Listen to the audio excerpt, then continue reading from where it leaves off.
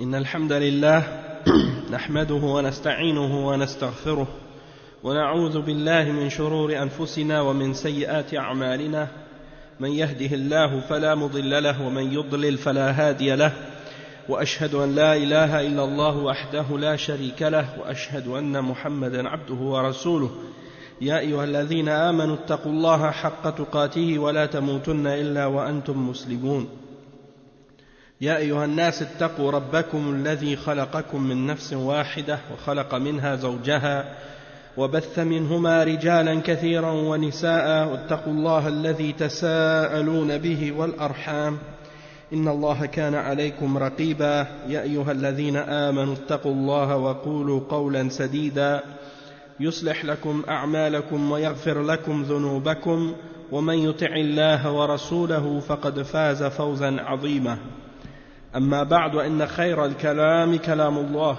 وخير الهدي هدي محمد صلى الله عليه وسلم وإن شر الأمور محدثاتها وكل محدثة بدعة وكل بدعة ضلالة وكل ضلالة في النار أما بعد.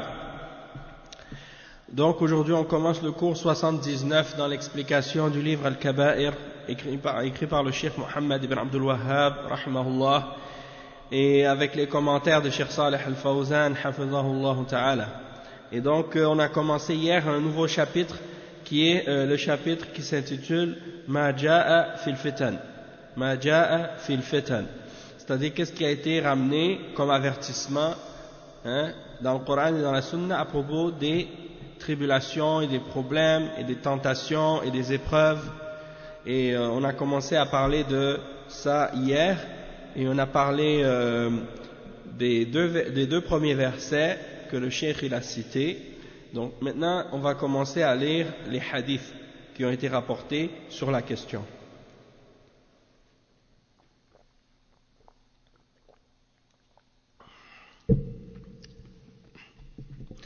Donc le cheikh Mohammed ibn Abdul Wahhab il mentionne comme premier hadith rapporté selon Ibn Amr, il dit قال كنا مع النبي صلى الله عليه وسلم في سفر فنزلنا منزلا فمنا من يصلح خباءه ومنا من يتنضل أو ينتضل ومنا من هو في جشره أو نعم جشره وإذا نادى منادي رسول الله صلى الله عليه وسلم الصلاة جامعة فاجتمعنا إلى رسول الله صلى الله عليه وسلم فقال إنه لم يكن نبي قبلي إلا كان حقا عليه أن يدل أمته على خير ما يعلمه لهم وينذرهم شر ما يعلمه لهم وإن أمتكم هذه جعل عافيتها في أولها وسيصيب آخرها بلاء وأمور تنكرونها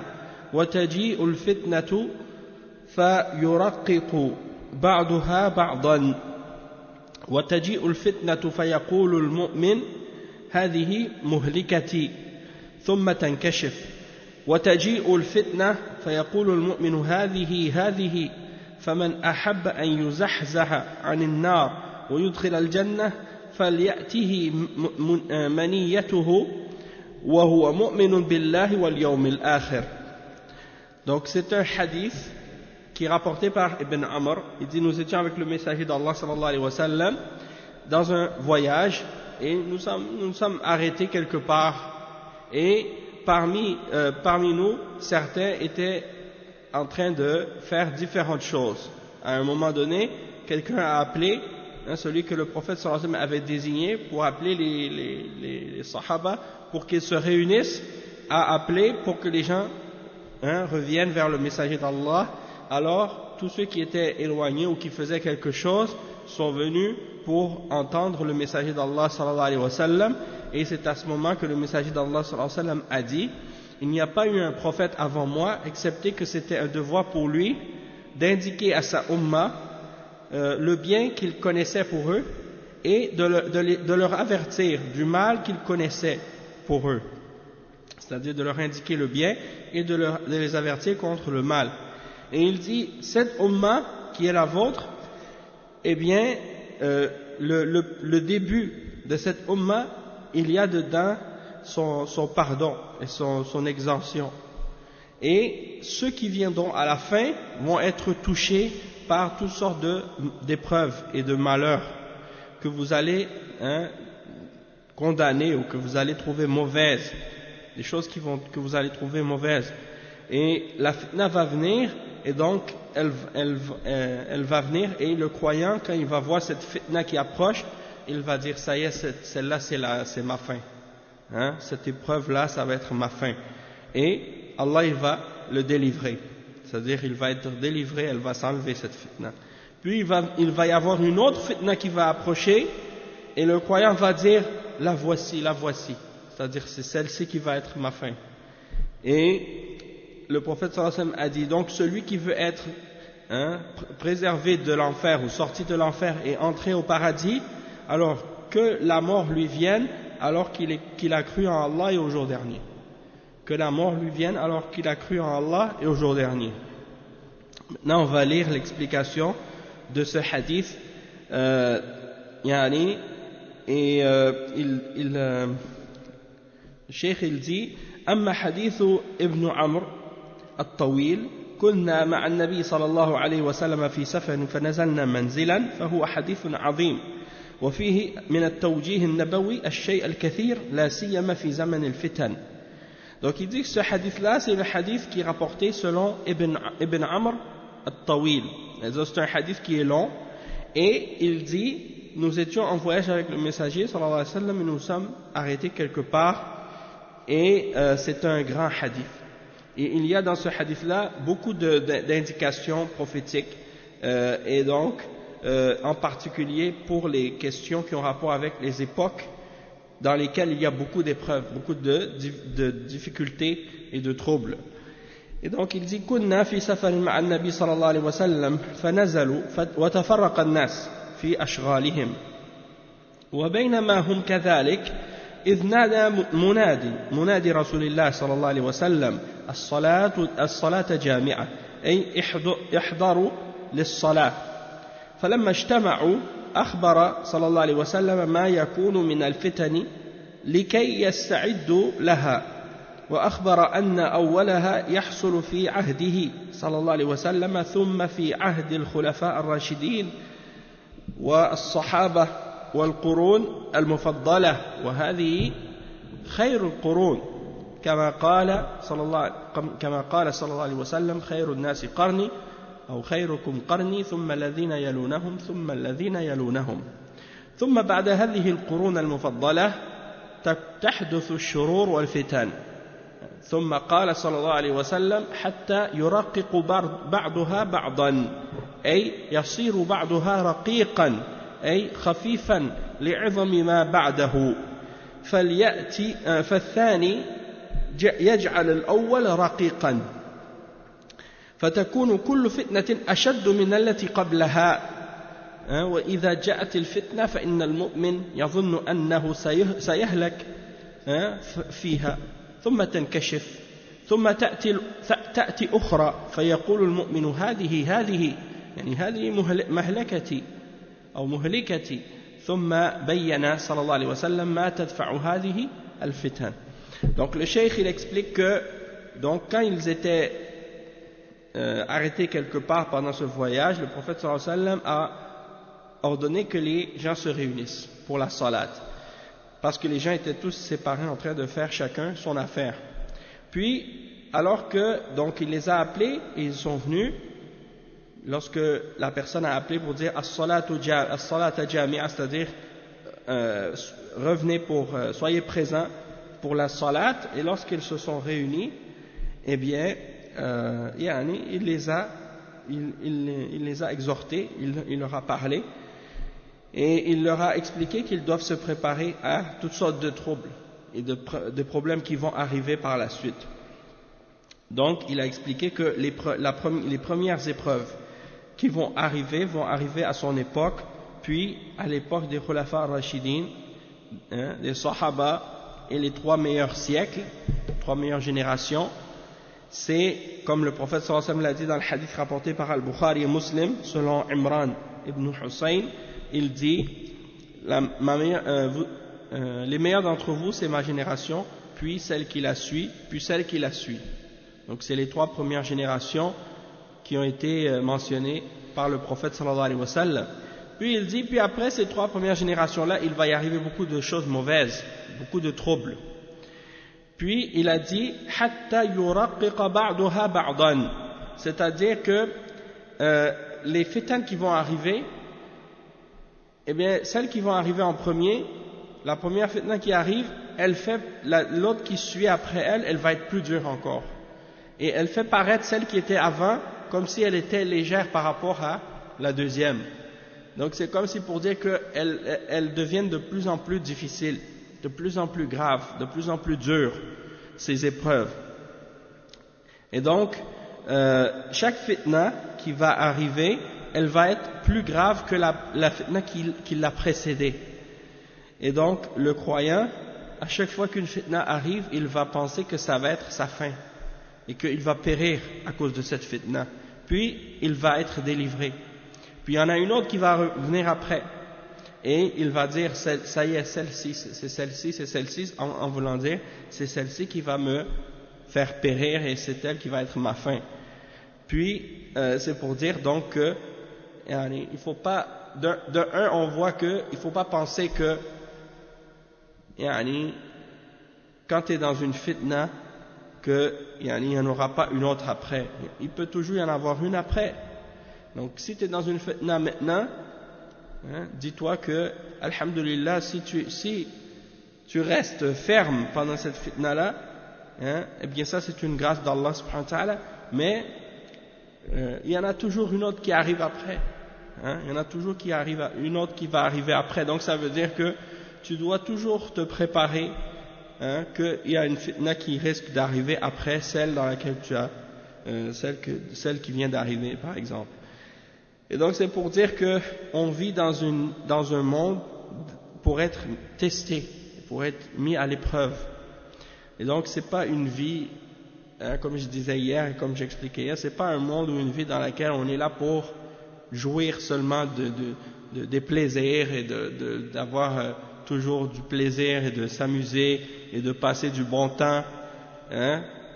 Non, on a été créé et on vit dans cette vie pour être mis à l'épreuve. C'est pas le paradis sur terre comme on dit. Ensuite, le prophète sallallahu alayhi wa sallam, il a expliqué par quoi on pouvait repousser la fitna lorsqu'elle arrive. Parce qu'il y a des choses que le prophète sallallahu alayhi wa sallam nous a enseignées qui peuvent nous aider à être préservés de la fitna, pour éviter justement de périr à cause de la fitna et d'être pris dans la fitna elle-même. Et ça, il y a beaucoup d'exemples de ça, on en a vu dans les cours précédents et dans d'autres cours également, on a parlé de ça. Et le cheikh il va en mentionner.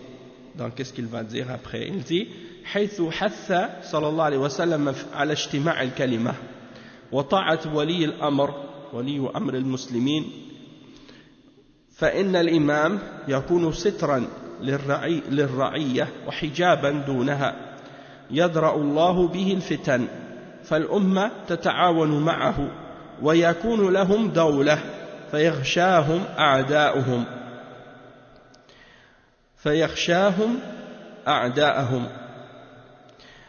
فمن الفتن أنه إذا جاء المسلمون مجتمعين على إمام واحد ثم جاء من يريد أن يفرق أمر المسلمين ويشق العصا فإن دفع شره يكون بقتله مثل دعاة التكفير الذين يكفرون ولي الأمر والمسلمين فهؤلاء لا بد من قتلهم لإزالة شرهم لأنهم يسعون في هلاك المسلمين وتشتيت جمعهم وتفريق كلمتهم.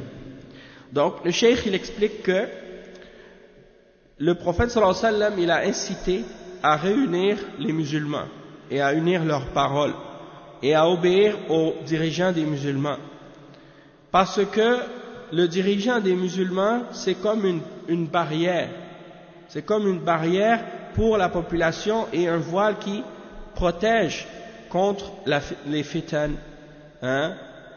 C'est comme un voile ou une barrière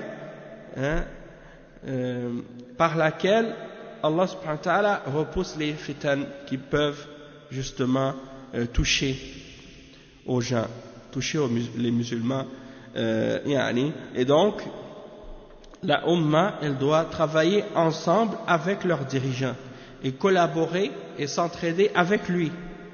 Et donc c'est ainsi qu'ils auront un État, un pays qui sera fort et que leurs ennemis vont craindre.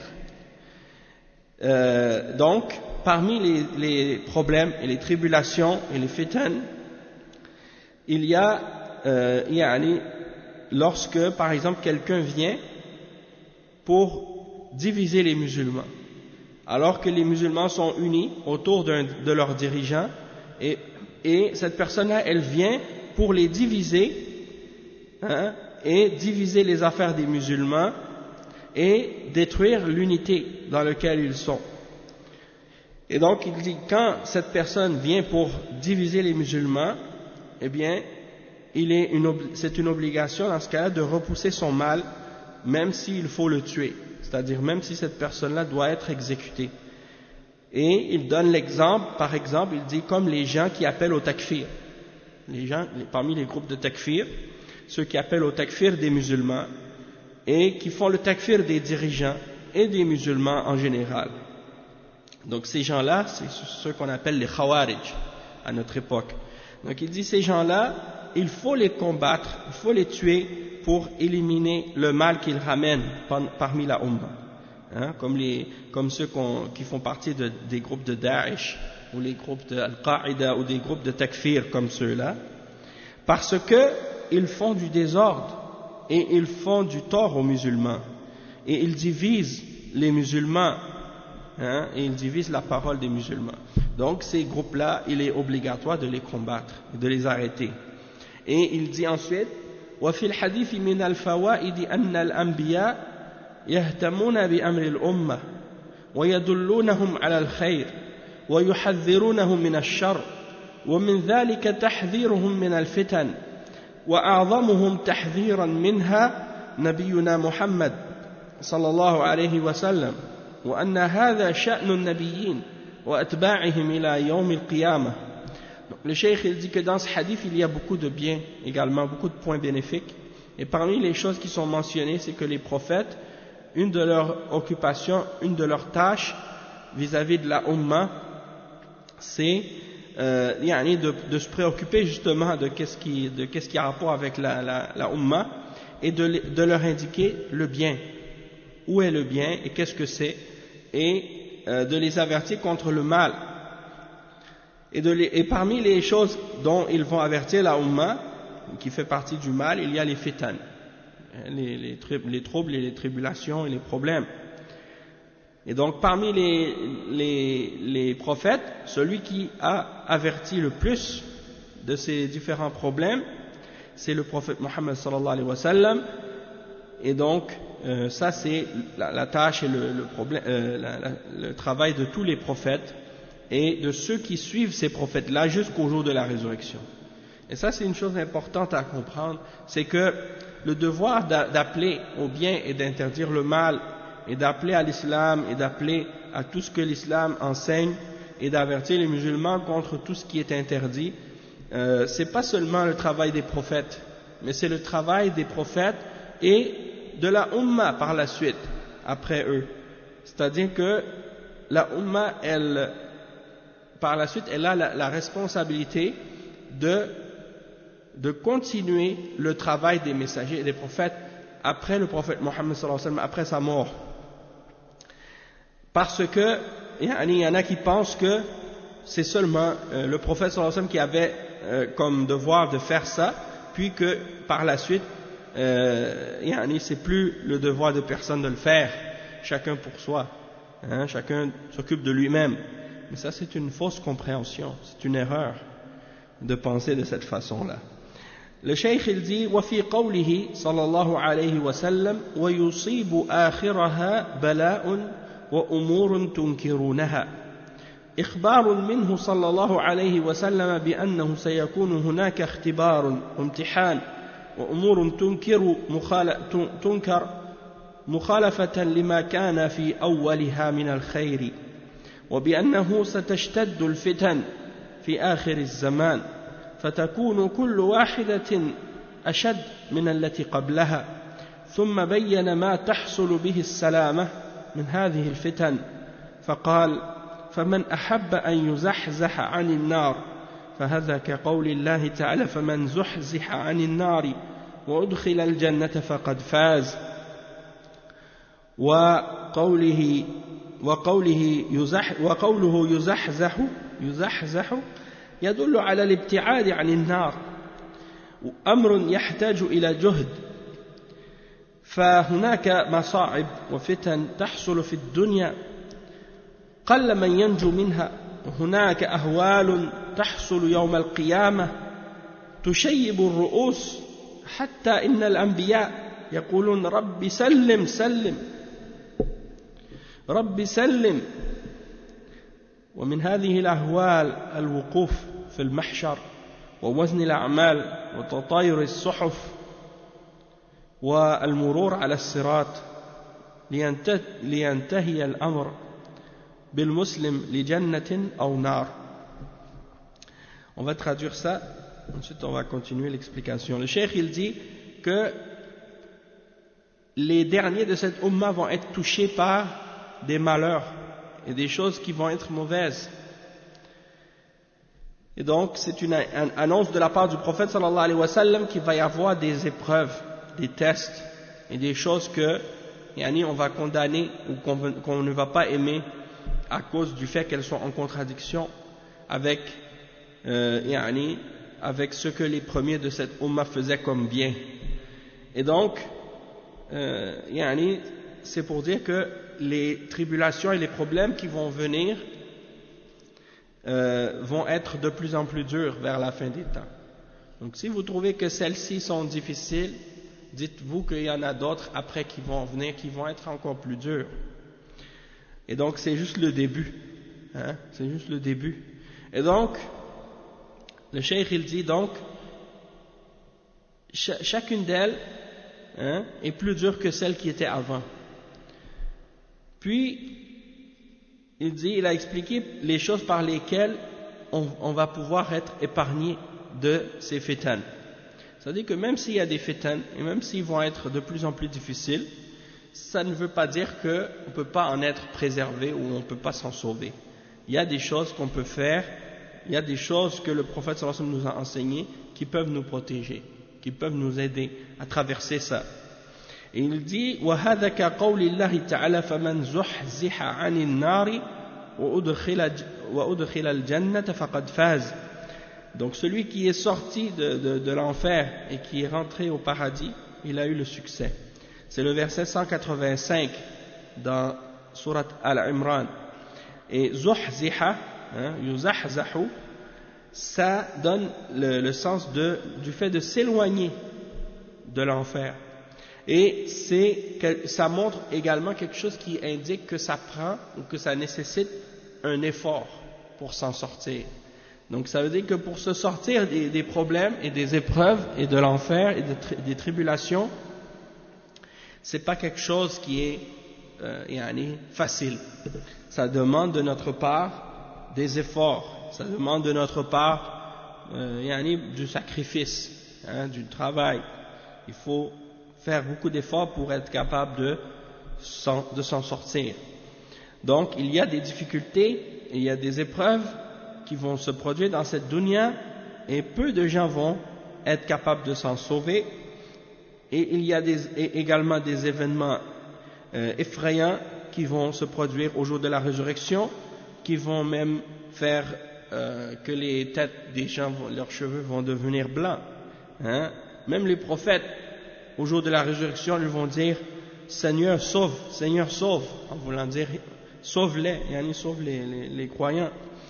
Donc c'est pour dire que c'est des moments effrayants au jour de la résurrection. Parmi les exemples de ces situations-là qui vont se produire au jour de la résurrection, al-wuquf fil mahshar. Qu'est-ce que c'est al-wuquf fil mahshar? C'est-à-dire le fait que les croyants ou les hommes seront debout sur le lieu de rassemblement en attendant le début du jugement. Hein? Donc tout le monde sera debout et ils attendront le jugement. Hein? Et comme le prophète sallallahu alayhi wa sallam a dit, ce jour-là, tous les gens sont nus. Hein? Et ils sont comme Allah les a créés la première fois. Et à ce moment-là, justement, Aïcha radiyallahu anha a dit, et les hommes et les femmes sont mélangés et puis ils se voient, et ils sont nus comme ça, de cette façon, comme si on voulait dire comment est-ce que c'est possible. Et le prophète sallallahu alayhi wa sallam a répondu à Aïcha radiyallahu anha en lui disant, l'heure sera beaucoup plus grave que ça, c'est-à-dire ce sera beaucoup plus grave que de penser à regarder les autres, hein, parce que ce sera un jour tellement terrible, personne ne pensera à ce genre de choses. Et chacun a peur pour lui-même, puis c'est pas seulement ça, c'est que il y a des choses que les hommes vont voir, les femmes vont voir ce jour-là, qui seront tellement effrayants que chacun sera trop occupé par son propre sort, hein, que de penser à ce genre de choses. Et il dit, le cheikh ensuite, que aussi il y aura le fait que les œuvres seront pesées. Wa alaykum salam wa rahmatullahi wa barakatuh. Donc les œuvres seront pesées sur les balances. Il y aura les livres qui vont être remis à chacun d'entre nous selon ses œuvres, qu'est-ce qui est écrit dans son livre. Il y a le fait de passer sur le pont, il y a un pont qui sera mis sur l'enfer et on va en reparler. Et à la fin, la conclusion, c'est que chaque musulman va avoir sa destination, soit le paradis ou soit l'enfer.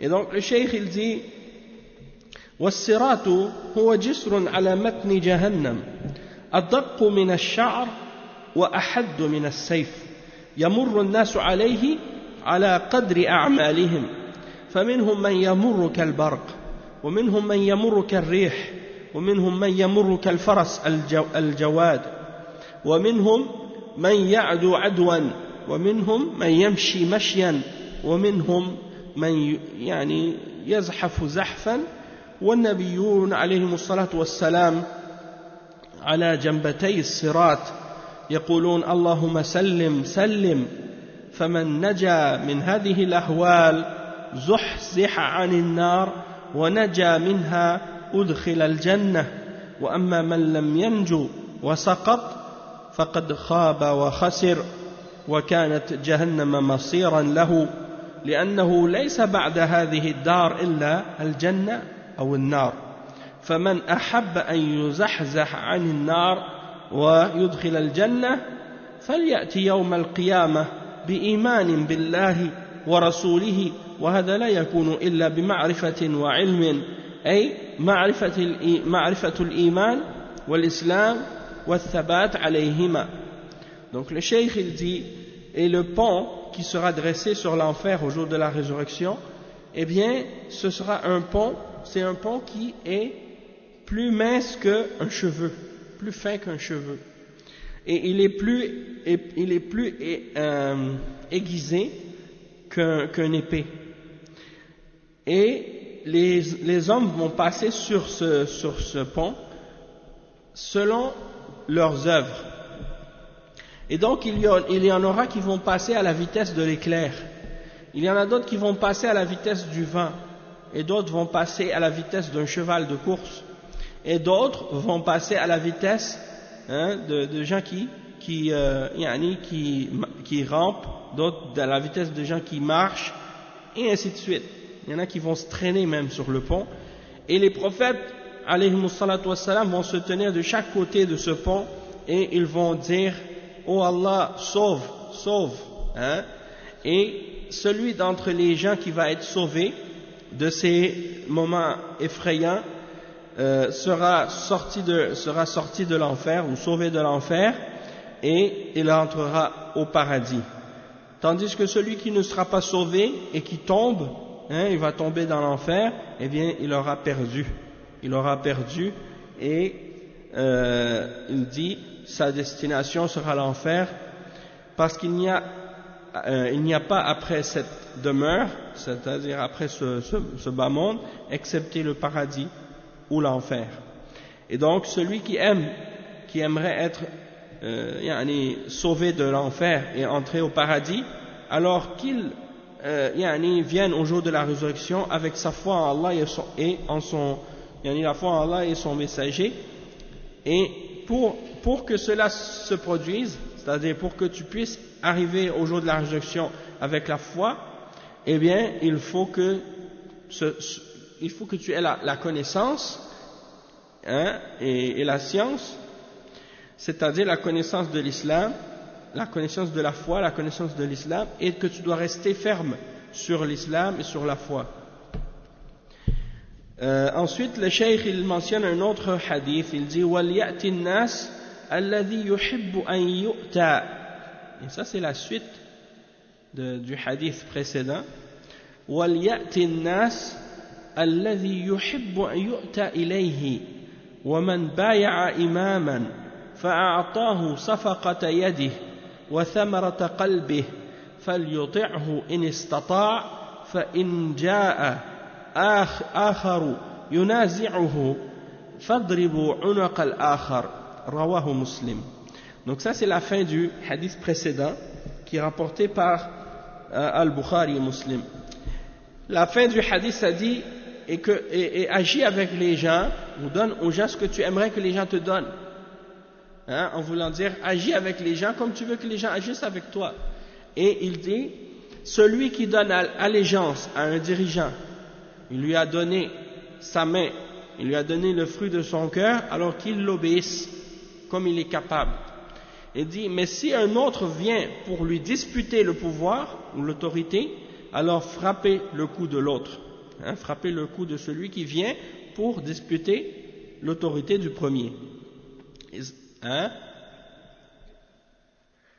Celui qui vient, alors frapper son cou. L'autre qui vient, frapper son cou. Donc, le cheikh, il explique la fin de ce hadith. Il explique, il dit, وَقَوْلُهُ وَلْيَأْتِ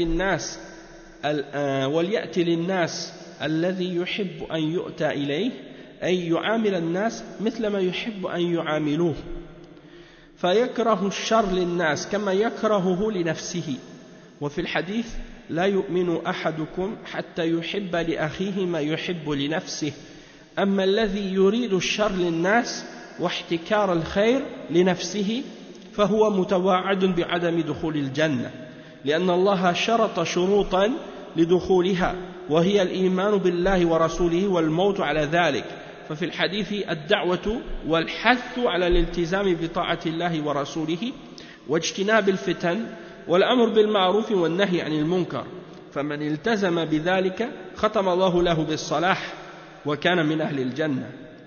Donc le cheikh il dit, quand le prophète sallallahu alayhi wa sallam a dit donne aux gens ou agis avec les gens comme tu veux que les gens agissent avec toi, eh bien c'est-à-dire donc que tu agis, tu donnes aux gens et tu traites les gens comme tu aimerais que les gens te traitent et tu détestes pour les gens ce que tu détesterais pour toi-même.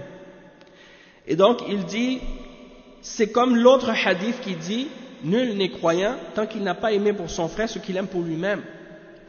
C'est-à-dire que celui qui veut du mal pour les gens et qui veut garder le bien pour lui-même seulement, celui-là il est sous la menace de ne pas rentrer au paradis. C'est-à-dire, toi tu veux le bien pour toi, puis tu souhaites le mal aux autres, tu veux le mal pour les autres, juste pour toi, le bien tu veux seulement pour toi, ça c'est le chemin pour ne pas rentrer au paradis. Yani Allah al-Musta'an. Donc, le cheikh il dit, pourquoi? Parce que Allah subhanahu wa ta'ala, il a établi des conditions pour pouvoir rentrer au paradis. Et parmi les conditions, c'est d'avoir la foi en Allah et en son messager et de mourir sur ça. Donc, il y a dans le hadith une incitation à s'accrocher à l'obéissance d'Allah et de son messager et à s'écarter des tribulations et des problèmes et d'ordonner le bien et d'interdire le mal, et quiconque s'accroche à cela, Allah va lui faire avoir la bonne fin, et il sera parmi les gens du paradis. Il dit وقوله صلى الله عليه وسلم من بايع إماما فأعطاه صفقة يده وثمرة قلبه فليطعه إن استطاع. هذا من أسباب النجاة من الفتن، وهو لزوم البيعة للإمام، ولا تكون البيعة من كل الناس بما فيهم الصغار والكبار والنساء، وإنما تكون لأهل الحل والعقد من العلماء والأمراء، ومن عداهم تبعا لهم ومن عداهم تبعا لهم لأنهم ينوبون عن الناس بذلك، ولا يكون هذا الأمر بالانتخابات كما هو حاصل في الدول الكافرة، وإنما يكون بالبيعة الشرعية. On va s'arrêter ici, on va traduire cette partie. Le cheikh il dit, celui donc qui a donné l'allégeance au dirigeant, il lui a donné sa main et le fruit de son cœur, alors qu'il l'obéisse s'il est capable.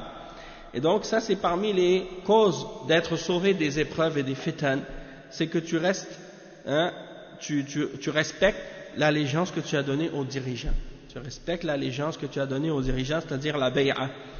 Et il dit que la bay'a c'est pas quelque chose que tout le monde donne, c'est-à-dire c'est pas toute la population qui donne la bay'a aux dirigeants, les petits, les grands, les hommes, les femmes, non, c'est pas tout le monde, c'est seulement les gens qui ont un poste de responsabilité et qui ont un certain statut dans la société, dans le sens que c'est les gens haut placés, les savants, les gens qui ont une influence dans la société, c'est eux qui donnent l'allégeance aux dirigeants, pas toute la population.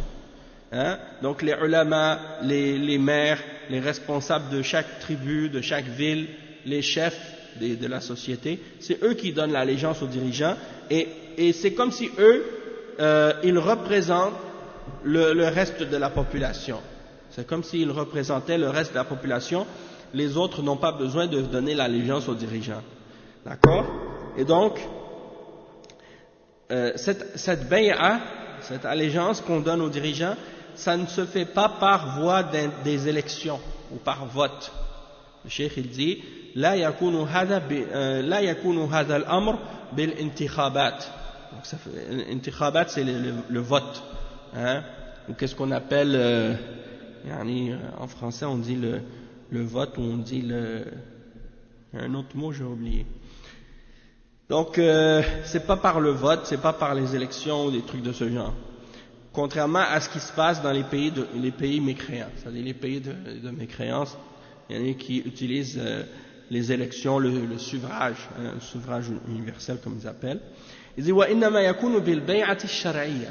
Donc dans l'islam, pour les musulmans, c'est par le serment d'allégeance qui est donné aux dirigeants de la part des responsables dans la société, des savants et des hommes de science et des gens importants dans la société. C'est eux qui vont donner aux dirigeants leur allégeance, et une fois qu'ils ont donné l'allégeance aux dirigeants, eh bien ça compte pour tout le reste de la population.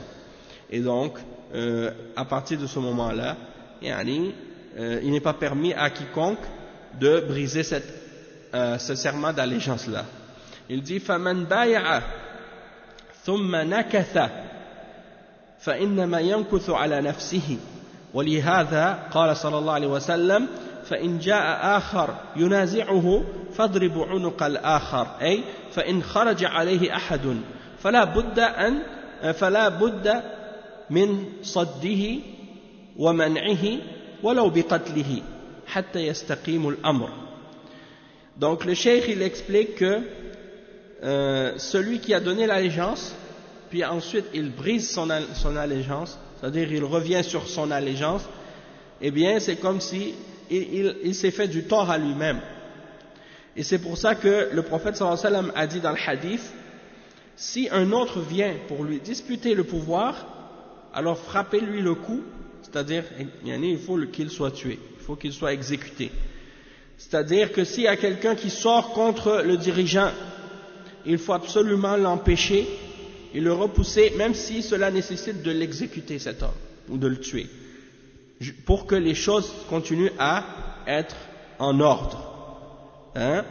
Et il dit, il cite le verset, كما قال تعالى كما قال الله وإن طائفتان من المؤمنين اقتتلوا فأصلحوا بينهما فإن بغت إحداهما على الأخرى فقاتلوا التي تبغي حتى تفيء إلى أمر الله. C'est-à-dire le verset 9 dans Surat Al-Hujurat, dans lequel Allah subhanahu wa ta'ala dit, et si deux groupes d'entre les croyants se combattent, alors faites la réconciliation entre les deux. Et si l'un des deux transgresse contre l'autre, alors combattez celui qui transgresse jusqu'à ce qu'il revienne à l'ordre d'Allah. Et donc le cheikh il explique, il dit فَتَجِبُ مُقَاوَمَةَ أَصْحَابِ الْأَفْكَارِ الْخَبِيثَةِ وَدُعَاةِ الْفِتْنَةِ الذين يريدون تفريق كلمة المسلمين ويقومون بالعصيان المسلح أو يبثون الأفكار التي تفرق بين المسلمين بدعوى الجهاد في سبيل الله وطلب الشهادة فيسمون عملهم الخبيث جهاد في سبيل الله وطلبا للشهادة ليغروا بذلك شباب المسلمين وضعاف الأنفس والعقول. Donc le cheikh il dit il est obligatoire de combattre et d'affronter, d'opposer les gens qui ont des mauvaises idées, mauvaises pensées parmi les gens qui appellent à la fitna, comme ceux que le cheikh a mentionné tout à l'heure, les gens du takfir et les différents groupes de Khawarij et autres, ceux qui divisent la parole des musulmans et qui se lèvent en désobéissance avec des armes, ou bien qui propagent des idées pour diviser les musulmans au nom de l'appel au djihad dans le sentier d'Allah ou de l'appel à chercher ou à vouloir obtenir le martyr, le fait de devenir martyr, comme ils prétendent, parce que ces gens-là prétendent que quand ils combattent les gouvernements musulmans et les dirigeants musulmans, qu'ils sont en train de faire le djihad et que s'ils meurent dans ce sentier-là, eh bien, ils pensent qu'ils vont être martyrs, alors qu'en réalité, ce qu'ils font, ça n'a rien à voir avec le djihad, et que c'est certain que s'ils combattent contre les gouvernements musulmans, eh bien, ils ne seront jamais martyrs s'ils meurent dans cette situation-là, puisqu'ils combattent dans le sentier de la désobéissance d'Allah et de son messager. Donc, celui qui combat contre le dirigeant, il désobéit à l'ordre du prophète Mohammed sallallahu alayhi wa sallam, donc il ne sera jamais martyr. Hein? Il combat sur la voie du shaitan et non pas sur la voie d'Allah subhanahu wa ta'ala. Et ils appellent leur action djihad, et ils pensent qu'ils disent aux jeunes qu'ils cherchent à être martyrs pour tromper les jeunes et les gens qui ont une faiblesse dans leur personne ou dans leur raison, les faibles d'esprit. Mais la réalité c'est que qu'est-ce qu'ils font n'a rien à voir avec ça. Après le cheikh il dit وله يعني الإمام مسلم في صحيحه عن أبي هريرة رضي الله عنه مرفوعا بادروا بالأعمال فتنا كقطع الليل المظلم بادروا بالأعمال فتنا كقطع الليل المظلم يصبح الرجل مؤمنا ويمسي كافرا ويمسي مؤمنا ويصبح كافرا يبيع دينه بعرض من الدنيا. Donc le cheikh il cite un autre hadith qui a rapport avec les fitan. C'est rapporté selon Abu Huraira radiyallahu anhu que le prophète sallallahu alayhi wa sallam a dit précipitez-vous ou dépêchez-vous à faire des bonnes œuvres parce qu'il y a des épreuves et des problèmes ou des épreuves qui vont se produire qui seront comme des tranches des ténèbres de la nuit, c'est-à-dire c'est des épreuves sombres et ténébreuses difficiles, dans lesquelles un homme va se lever croyant et il va se coucher mécréant, ou il va se coucher croyant et il va se réveiller mécréant. Au matin, il sera mécréant. Et il va vendre sa religion pour une petite portion de la dunya. Pour une petite portion de la dunya. Le cheikh il dit وأما قوله صلى الله عليه وسلم في حديث أبي هريرة بادروا بالأعمال فتنا كقطع الليل المظلم فيه الحث على المبادرة أي المسارعة وانتهاز الفرص بالإكثار من الأعمال الصالحة والطاعات وعدم تضييعها وترك التكاسل والخمول قبل مجيء الفتن فإن عمر الإنسان أياما معدودة فما دمت معافى في بدنك وفي أمن واستقرار فسارع إلى الاشتغال بالطاعات لأنه إذا جاءت الفتن شغلت عن الطاعة ولهذا قال صلى الله عليه وسلم بادروا بالأعمال فتنا أي استقبلوا بالأعمال قبل حدوث هذه الفتن فإن الإنسان إذا كان في أمن واستقرار عمله. On va traduire ça, après on va continuer. Le cheikh il explique que le prophète sallallahu alayhi wa sallam il dit dans ce hadith qui est rapporté selon Abi Huraira, précipitez-vous, dépêchez-vous à faire des bonnes œuvres avant que les fitan qui sont comme des ténèbres de la nuit se présentent. C'est-à-dire qu'il incite à se dépêcher, à profiter des occasions pour faire plus de bonnes œuvres et des actes d'obéissance et de ne pas les gaspiller, c'est-à-dire pas gaspiller le temps et de délaisser la paresse, et de délaisser la oisiveté, avant que les troubles et les tribulations se présentent, parce que l'être humain, ses jours sont comptés. L'être humain sur terre, ses jours sont comptés.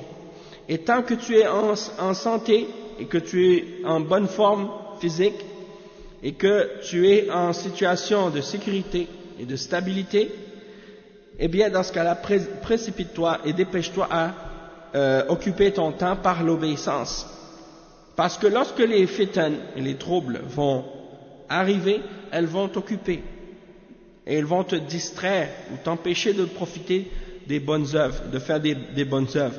Et c'est pour cette raison que le prophète sallallahu alayhi wa sallam a dit dépêchez-vous à faire des bonnes œuvres avant que arrivent des différentes fitan et des problèmes et des troubles.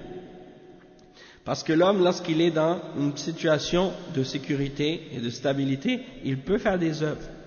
ولكن فإذا جاءت الفتن ألهته عن العمل وربما دخل فيها وقد وصفها صلى الله عليه وسلم أنها كقطع الليل المظلم وهذا يعني أنها في شدتها وظلمتها وعدم تبين أمرها كقطع الليل يلبس على المرء طريقه فلا يبصر الإنسان في الفتنة الطريق الصحيح.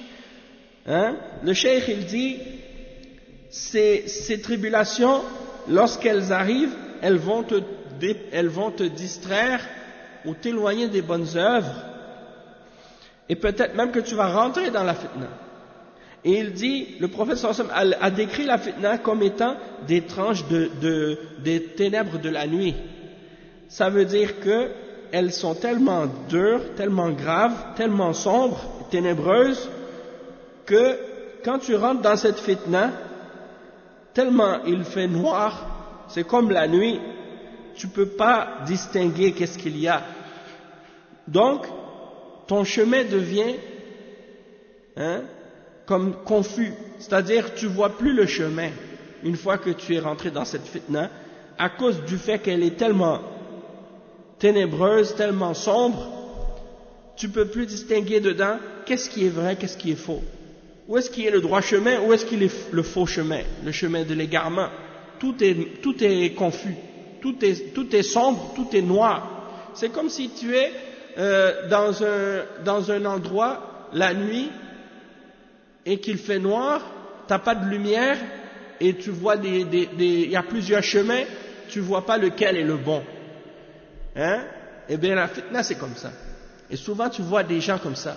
Quand il y a des fitnes qui se produisent, quand il y a des situations qui se produisent, c'est des gens qui sont sur la sunna, qui sont sur le droit chemin, mais lorsqu'ils arrivent dans la fitna, ils deviennent perdus et savent plus distinguer le vrai et le faux, et tu les vois faire n'importe quoi. Hein? Pourquoi? Parce qu'ils sont dans une fitna. Ils ne peuvent plus retrouver le droit chemin facilement. C'est pour ça qu'il faut demander à Allah subhanahu wa ta'ala de nous préserver de la fitna. Parce que le résultat de la fitna, c'est ça. C'est que tu t'égares. Tu t'égares à cause de l'ignorance ou des passions ou de toutes sortes d'autres choses qui te font ne plus être capable de distinguer entre le droit chemin et les chemins de déviation et d'égarement. Il dit سيما وأن أهل الشرور يتفننون في إدارة هذه الشرور ويلبسون على الناس وقد أخبر الصادق المصدوق أنها فتن وليست فتنة واحدة والفتن إذا أقبلت لا يعرفها إذا أقبلت لا يعرفها إلا العلماء وإذا أدبرت عرفها كل الناس فكثير من الناس يقبلونها ويغترون بها ولذلك فإن المسلم يختطفه الخطر يصبح مؤمنا ويمسي كافرا والسبب أنه يبيع دينه بعرض من الدنيا إما بقبول هدية أو وظيفية أو عرض من عرض الدنيا من عرض هذه الدنيا الزائل فيكون ذلك ثمنا لتركه دينه نعم الله المستعان. Donc le cheikh il dit en particulier les gens du mal, ils sont devenus des artisans dans la façon de gérer toutes ces différentes mauvaises choses qui se produisent pour mélanger les gens et les confondre dans leur religion. C'est comme le cheikh dit, c'est devenu des artisans, c'est des professionnels pour créer de la confusion et des fitanes et des shubuhat pour les gens. Il y a des gens comme ça, tu les vois, c'est des maîtres. Il te prend la tête, il te la renverse à l'envers. Oui. Qu'est-ce que tu connaissais, hein? Que ça c'est la vérité et ça c'est le faux. Lui, il te le met à l'envers, il te fait paraître le faux comme si c'était vrai et il te fait paraître le vrai comme si c'était faux. Et tu comprends plus rien et tu sais pas comment il fait. Hein? Parce qu'il y en a, c'est des maîtres là-dedans. C'est pour ça qu'il faut faire attention. Et il ne faut pas penser, moi je suis fort, moi j'ai étudié, hein? J'ai étudié le ilm, donc je suis préservé de la fitna. Hein? J'ai lu les livres des mashaykh et des ulama, j'ai étudié l'aqidah, j'ai étudié le tawhid, j'ai lu les livres de la sunna et des imams de la sunna, hein? J'ai écouté les durous des mashaykh. Ça y est, j'ai compris le manhaj, je ne peux plus m'égarer. Il n'y a personne qui est préservé, il n'y a personne qui est protégé à 100% de la fitna. Ça peut tomber sur n'importe qui. C'est pour cette raison-là qu'il faut faire attention de ne pas rentrer dans les fitanes. Mais on a beau avertir les gens et dire aux gens, n'entrez pas dans les fitanes, n'entrez pas dans les fitanes, les gens ils rentrent quand même dans les fitanes. On dit aux gens, n'allez pas avec les gens de bid'a, ne rentrez pas avec eux, discutez pas avec eux, n'entrez pas dans des débats avec eux. Ils rentrent quand même avec eux, ils discutent avec eux, ils rentrent dans des débats avec eux, et ainsi de suite. Et puis tu les retrouves quelque temps après, et puis qu'est-ce qu'ils connaissaient, maintenant ils sont en train de le combattre. Tu vois que ce qu'ils défendaient hier, aujourd'hui ils le combattent. Qu'est-ce qu'ils combattaient hier, aujourd'hui il le défend. Et c'est pour ça que certains même d'entre les salafs, je pense que c'était Hudayfa, hein, radiyallahu anhu, qui disait l'égarement, le vrai égarement, c'est que tu condamnes ce que tu défendais et que tu défends ce que tu condamnais. Ça veut dire quoi? Ça veut dire que maintenant tes repères sont complètement inversé. Tout ce que tu connaissais de la religion, tu l'as mélangé. C'est devenu mélangé, confus pour toi. Donc tu défendais la haqq, maintenant tu défends le batil. Tu condamnais le batil, maintenant tu le défends. Pourquoi? Parce que tu es tombé dans les fitan et après tu ne peux plus distinguer le vrai et le faux. Voilà, iyadhu billah.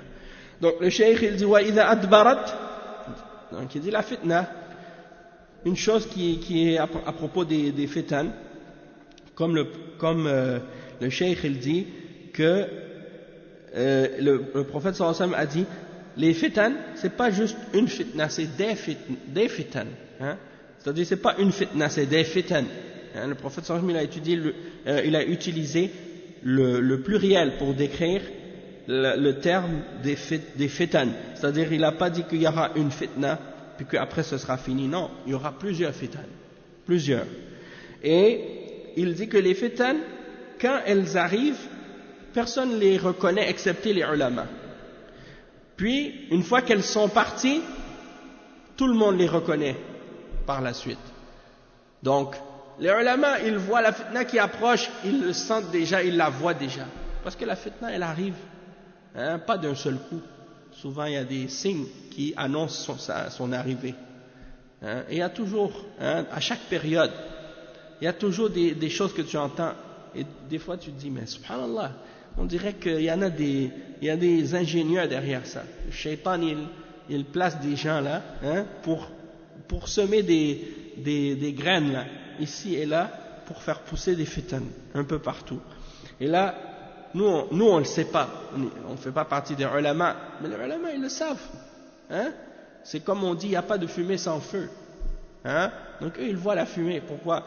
Parce que depuis qu'il y a quelque chose qui arrive quelque part dans le monde, aussitôt les gens vont prendre le téléphone pour appeler les ulama, ou bien ils vont partir et téléphoner, ou ils vont partir et aller directement les rencontrer pour leur dire, chez nous il y a telle chose, il y a une personne, il appelle à telle idée, ou il dit telle chose, ou il propage telle chose. Donc eux, ils sont là, ils reçoivent des appels du monde entier, des questions sur des sujets ou des choses qui se passent. Quand il y a une fitna, ils le savent tout de suite. Ils sont informés de tout, qu'est-ce qui se passe dans le monde, sur le plan de la religion, et donc depuis qu'il se passe quelque chose, peu importe où est-ce que ça peut se passer, ils le savent. Et donc c'est pour cette raison-là, eux ils reconnaissent ces fitan quand elles commencent au tout début. Ils voient quelqu'un ou ils entendent quelqu'un qui dit des choses ou qui fait des choses, ils disent ça va causer de la fitna. Ce gars-là, qu'est-ce qu'il est en train de dire, ou les choses qu'il est en train de propager, et les choses les choses qu'il fait, ça va créer de la fitna. Les gens, les autres personnes, ils savent rien. Ils ne comprennent pas qu'est-ce qui se passe et ils savent même pas qu'est-ce qui arrive. Et la fitna, elle, par la suite, elle commence à se propager et là, elle devient répandue, elle est partout. Les ulama, ils le savaient déjà à l'avance. Et quand elle est là, les ulama, ils la réfutent, cette fitna. Et ils la clarifient. Et ils expliquent aux gens qu'est-ce qu'il faut faire pour s'en sortir. Et les gens, lorsqu'ils ont compris, là, la fitna, elle se dissipe et elle disparaît. Et là, quand elle est partie, quand elle est finie, les gens disent, il y avait une grosse fitna, il y avait une grosse fitna qui vient de se produire. Subhanallah. Eux, c'est après, quand c'est fini, ils réalisent qu'il y avait la fitna. Peut-être même ils étaient dedans, en plein dedans. Il y a beaucoup de gens comme ça. Subhanallah. Donc il faut vraiment faire attention. Il dit, beaucoup de gens, ils acceptent la fitna, et ils sont trompés par la fitna. Il dit, c'est pour ça que tu vois des musulmans, ils se font attraper complètement par la fitna. Au point où le croyant, il se lève croyant, et le soir, il est mécréant. Et l'autre, le soir, il est mécréant, et le matin, il est croyant. Donc c'est pour dire que ça se passe très vite. C'est des choses qui arrivent vite et que des fois tu réalises même pas. Et la cause de ça, c'est parce que tu vas vendre ta religion pour quelque chose de la dunya. Soit que tu vas accepter un cadeau, soit que tu vas accepter un emploi ou un poste, ou quelque chose de la dunya qu'on va te donner parmi les choses futiles ou éphémères de la dunya. Hein? Et ça va te causer que tu vas abandonner à cause de ça ta religion. Hein? Donc c'est pour ça qu'il faut faire attention. Quelqu'un peut venir comme ça, il t'offre un travail, il t'offre un poste, et te dit tu vas gagner 150 000 $ par année. Mais dans ce travail, peut-être que tu dois faire des choses qui sont contraires à l'islam, contraires à ta religion. Mais c'est très tentant, hein? 150 000 $ par année, tu vas dire, comment je peux manquer, comment je peux laisser passer cette occasion-là? Je vais être bien, je vais être aisé, hein? Je vais être riche, je vais pouvoir vivre, hein? Alors que, yani, subhanallah. Mais, par contre, tu vas être obligé de faire plein de choses qui sont contraires à ta foi, ta religion, peut-être même contraires au fondement même de la religion. Barakallahu fik. Qu'est-ce que tu dis là? C'est exactement un exemple parfait de qu'est-ce qu'on mentionne.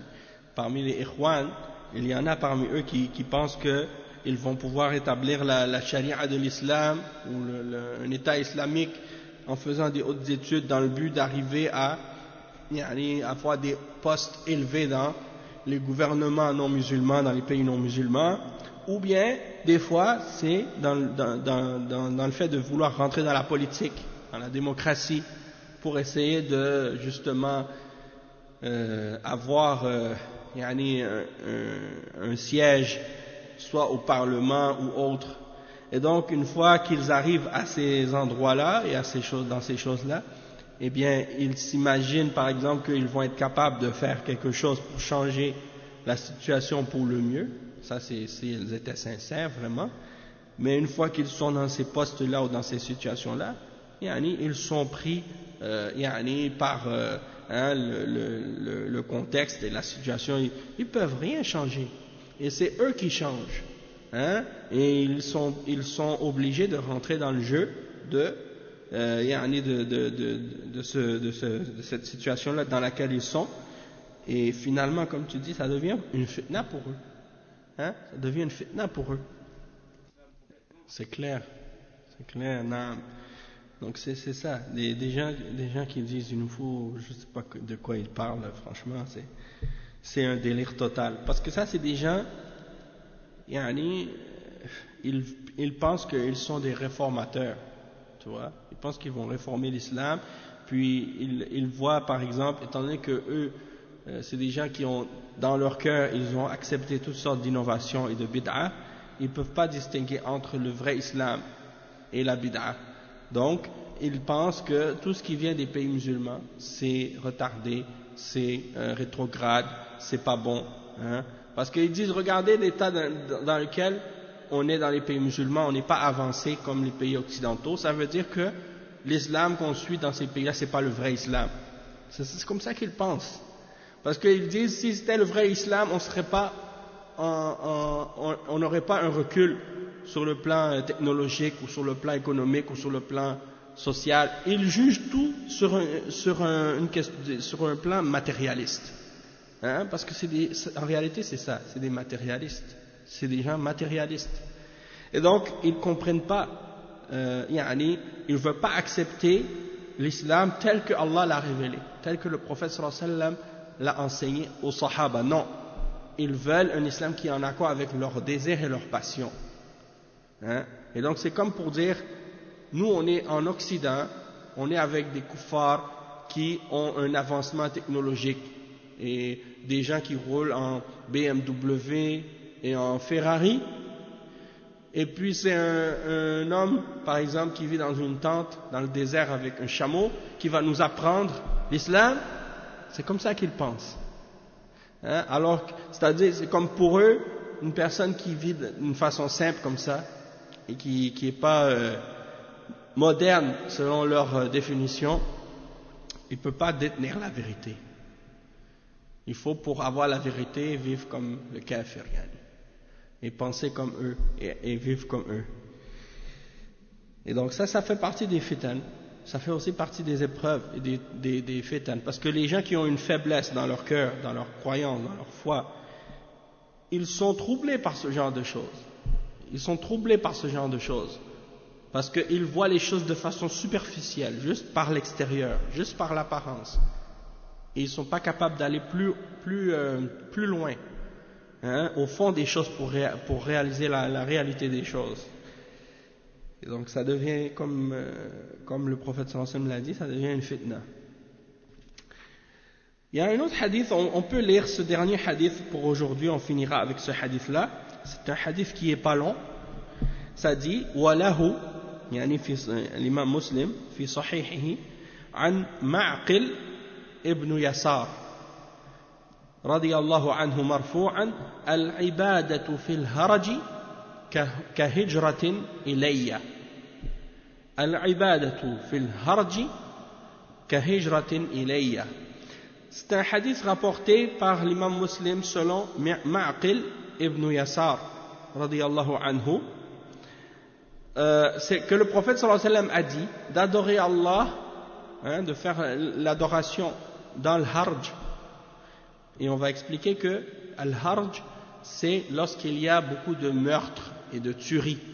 Donc de rester ferme dans l'adoration d'Allah dans les époques ou dans les périodes de fitan, ou dans lesquelles il y a beaucoup de meurtres et beaucoup de gens qui sont tués. C'est comme si tu faisais une hijra vers le prophète sallallahu alayhi wa sallam. C'est comme si tu avais émigré vers le prophète sallallahu alayhi wa sallam quand tu fais ça. Et donc on va expliquer ce hadith-là, l'explication de Cheikh ici, de Cheikh Al-Fawzan de ce hadith. Il dit وقوله صلى الله عليه وسلم في حديث معقل العبادة في الهرج كهجرة إلي الهرج القتل الذي يحصل في الفتن. Donc al-harj, c'est les tueries et les meurtres qui se produisent dans les époques de tribulation et de troubles. Comme le prophète sallallahu alayhi wa sallam il l'a décrit dans un autre hadith, il dit حتى لا يعرف القاتل لما قتل ولا المقتول لما قتل. C'est-à-dire jusqu'à ce que, à un tel point, hein, la fitna arrive à un tel point que celui qui tue, il ne sait même plus pourquoi il a tué, et celui qui s'est fait tuer, il ne sait pas pourquoi il s'est fait tuer non plus. Hein? Donc ça c'est grave. Et c'est ça qui se passe actuellement, hein, dans beaucoup de pays. Hein, Allah musta'an. Tu voulais dire quelque chose? Ah, okay. Et il dit فإن كثيرا من الناس يشتغلون في سفك الدماء. Beaucoup de gens ils s'occupent à juste faire couler le sang et répandre le sang. Il dit والنبي صلى الله عليه وسلم قد حث على العبادة في وقت الهرج لكثرة ثوابها. Le prophète sallallahu alayhi wa sallam il a incité aux gens de faire beaucoup d'adoration dans des situations, dans des périodes comme ça. Quand il y a beaucoup de tueries et des gens qui se font tuer comme ça, c'est une période dans laquelle il faut augmenter l'adoration, faire plus d'adoration. Et il y a beaucoup de récompenses à ce moment-là lorsque tu fais ça. Il dit وَلِهَذَا قَالَ صلى الله عليه وسلم إِنَّهَا كَهِجْرَةٍ إِلَيَّ. C'est comme si tu faisais une hijra vers le prophète sallallahu alayhi wa sallam à l'époque. Il dit وَالْهِجْرَةُ مَعْلُومٌ فَضْلُهَا. Et le mérite de la hijra, il est connu. Hein? C'est quelque chose qui est connu, ça a un grand mérite de faire la hijra. Il dit فَالَّذِي يَنْشَغِلُ بِالْعِبَادَةِ فِي وَقْتِ الْهَرَجِ وَيَبْتَعِدُ عَنِ الْفِتَنِ يَكُونُ كَمُهَاجِرٍ لِلنَّبِي صلى الله عليه وسلم. Donc il dit celui qui, pendant les périodes de tuerie et les périodes de fitan, il s'éloigne des fitan et il se consacre à l'adoration, c'est comme quelqu'un qui a fait une hijra vers le prophète sallallahu alayhi wa sallam. Donc ça c'est quelque chose de méritoire. Il y a des fois dans les pays par exemple où il y a une fitna qui éclate, une révolution, ou bien un coup d'état, et il y a plein de tribulations. Par la suite il y a des partis, des groupes, chacun ils se combattent les uns les autres. Ils appellent tout le monde à venir les rejoindre pour combattre, hein, les opposants ou ceux qui ne sont pas avec eux. Alors ils viennent pour amener tout le monde, pour dire viens, tu vas faire partie de notre armée, tu vas aller combattre les autres. Comme en Libye par exemple, ou ailleurs, en Syrie. Hein? Des fois ils viennent, ils frappent dans les maisons, ils prennent tous les hommes, ils les amènent avec eux pour combattre. Hein? Donc le prophète sallallahu alayhi wa sallam, il a dit, dans les périodes de fitan comme ça, fermez vos portes de vos maisons, restez à l'intérieur et puis vous sortez pas, vous bougez pas, hein? Vous vous consacrez à l'adoration. Et il dit, فوجه الشبه أن المهاجر ترك وطنه وخرج فارا بدينه إلى النبي صلى الله عليه وسلم وكذلك المسلم الذي عصر الفتنة فتركها وأقبل على عبادة ربه فذاك يعني هجر أرض الشرك والآخر هجر الفتنة. Donc il dit la ressemblance qu'il y a entre celui qui abandonne la fitna et celui qui fait la hijra, il donne l'exemple que celui qui fait la hijra, il quitte son pays, il sort de son pays, il quitte l'endroit où il est pour s'enfuir avec sa religion vers le prophète sallallahu alayhi wa sallam, tandis que le musulman qui vit dans un endroit où il y a la fitna, il délaisse la fitna et il se tourne vers l'adoration de son Seigneur. Hein? Donc celui-là, c'est-à-dire le premier, il a quitté la terre de shirk vers la terre de l'islam pour faire la hijra, et l'autre, il a fait la hijra, c'est-à-dire il a abandonné la fitna, il s'est écarté de la fitna pour se consacrer à l'adoration. C'est ça la ressemblance qu'il y a entre les deux. Et il dit, وقد قال النبي صلى الله عليه وسلم المسلم من سلم المسلمون من لسانه ويده والمهاجر من هجر ما نهى الله عنه يعني ترك ما نهى الله عنه فهذا يعتبر مهاجرا لأنه هجر وترك ما نهى الله عنه. Donc le cheikh ici il cite le hadith du prophète sallallahu alayhi wa sallam qui dit que le musulman, le vrai musulman, c'est celui dont les autres musulmans sont protégés ou épargnés du mal de sa langue ou de sa main. Et le muhajir, le vrai muhajir, c'est celui qui a délaissé ce que Allah lui a interdit. C'est rapporté par Al-Bukhari et Muslim. Et donc ça veut dire que la hijra, c'est pas juste de quitter un pays pour aller vers un autre, mais c'est plutôt de délaisser ce que Allah t'a interdit. D'accord? Ça c'est le sens de la hijra, un des sens de la hijra. Donc c'est sûr que tu quittes un pays de shirk vers le pays de l'islam, mais même si tu quittes le pays de shirk vers le pays de l'islam, une fois dans le pays de l'islam, tu dois délaisser ce que Allah t'a interdit. C'est pas logique que tu quittes le pays de shirk pour te préserver dans ta religion, tu vas dans un pays musulman, puis une fois arrivé dans le pays musulman, tu fais des péchés que peut-être dans le pays de shirk tu faisais même pas. Et ça c'est arrivé à des gens, hein? Allah al-Musta'an. Moi même personnellement j'ai connu des gens, subhanallah, ils ont fait des choses dans les pays musulmans. J'ai entendu des choses comme ça, des gens qui ont fait des choses dans les pays musulmans, ils ne faisaient même pas dans les pays non musulmans. Hein? Donc tu dis, mais comment? Tu quittes les pays de shirk et de kufr pour aller dans les pays musulmans, puis dans le pays musulman tu fais des choses comme ça, alors que quand tu étais chez les kuffars tu ne faisais même pas ça. Et ça c'est laid. Hein? Et le cheikh dit, وَيَعْنِي تَرْكُ مَا نَهَى اللَّهُ عَنْهُ فَهَذَا يُعْتَبَرُ مُهَاجِرًا لِأَنَّهُ هَجَرَ وَتَرَكَ مَا نَهَى اللَّهُ عَنْهُ. Donc il dit, c'est-à-dire que il délaisse ce qu'Allah lui interdit. Et donc dans ce cas-là, il est considéré d'une certaine façon muhajir parce que il a délaissé ce qu'Allah lui a interdit. Et le mot hajr ou hijra, ça signifie de délaisser, d'abandonner, de se séparer. Et donc ici ensuite il dit وفي هذا الحديث من الفوائد الحث على اعتزال الفتن وهذا لا يعني أن لا يحذر الناس منها بل يتركها في نفسه وينهى عنها كما يحب لنفسه عدم الوقوع فيها. Et il dit, pour terminer, que parmi les bienfaits de ce hadith-là, il y a l'incitation à se séparer et à s'écarter des fitan. Et il dit que ça ne veut pas dire qu'il ne va pas avertir les gens de cette fitna, mais il va lui-même s'en écarter et il va interdire aux autres de tomber dedans, de la même manière qu'il aime pour lui-même de ne pas y aller tomber dedans, donc il ne doit pas l'aimer pour les autres également. Donc ça c'est ce qui complète aujourd'hui le cours, et on continuera demain, Inch'Allah, pas demain, la semaine prochaine, Inch'Allah, la suite des hadiths qui sont mentionnés dans ce chapitre, Inch'Allah. Donc, on va s'arrêter ici. Subhanakallahumma bihamdika ashhadu an la ilaha illa ant astaghfiruka wa atubu ilayk wa sallallahu wa sallam ala nabiyyina Muhammad wa ala alihi wa sahbihi ajma'in. Assalamu alaykum wa rahmatullahi wa barakatuh.